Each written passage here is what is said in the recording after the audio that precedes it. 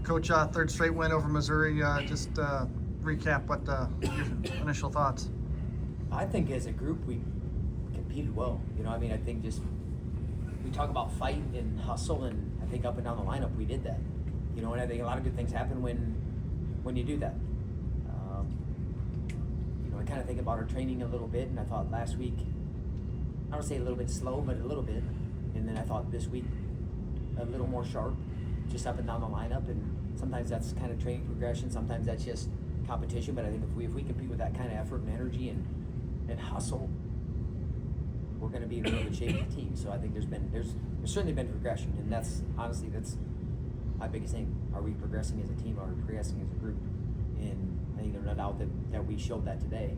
And I can point to guys up and down the lineup that were able to do that. I was talking to Gunderson. I was like, hey, remember last time you walked out of here? How you felt, and the progress he's made. And sometimes it's this as much as anything, and then continue to be able to build on that. But when you start a match in a meet like we did, and then we end it that way, I think we take a lot of happy fans going home, and then again, hopefully they're looking to. They've already circled next Sunday as I'm coming back to watch these guys compete against North Carolina, because I love how they represent UNI. Well, Trever, you kicked it off. Just how do you feel that? It's your job always to kick it off, and how do you feel you went out there and did? I felt good. A lot better than the past few performances. I think weight kind of had a factor in that, and just believing in myself, right? Something I've really taken into account this year is you're not defined by the last time you wrestled, right? It's a whole new week. You get a chance to kind of renew the whole week. So I think I've really taken that into account, and it kind of showed, and just really believing in myself. And then Wyatt, you close it out, 21 points for go out and score a lot of points. Yeah, it's pretty encouraging. I usually don't watch the first two matches because I get pretty rowdy if I watch mini duels, so I stay in the back. But I love watching Trev wrestle, and then he got to that front head.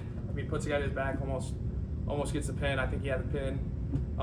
Fired me up. I started screaming, and Downey looked at me. He's like, "Hey, you need to settle down." I'm like, "Yeah, I'm gonna go back to the back." And I kind of watch on my phone, but I get real fired up watching these dudes wrestle, and being at the end, gives me a lot of motivation. I was doing the math in my head, worst case scenario, come down to me, perfect.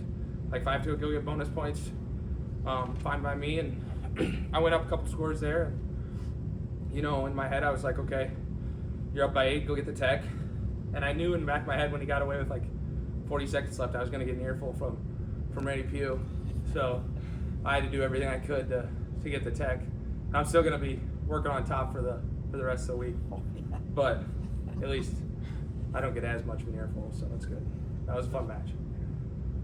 Well, Coach, Trever gets you off a great start, and then Julian wrestles to the final second there to pull out. Yeah, that dude's dangerous. Holy cow! And we know that we wrestled him before, but no panic. I think that's always the big thing as a competitor. You can get points back in a hurry, right?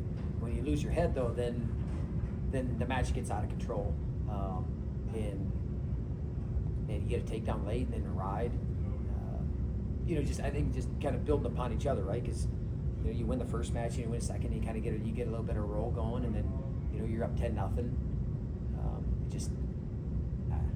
We talk about handing the baton off to the guy next to him, and I think we're doing that very well. And Farber, it was a good win. It was a good win for him. He had a little bit of a rough weekend last weekend, and what Trevor's talking about, it's the next opportunity. You're not defined by that. You're defined by how you respond, and he responded like a champion today. Well, going off what Wyatt says, is there any idea of maybe building some kind of cage back here to keep him in control? Or gotta get a big ass cage. There it is. No, but I love when he's talking about if it comes down to me, fine. If I need bonus points, I'll go get it. You love to see and have that mindset more than anything, that I'll pick up my team.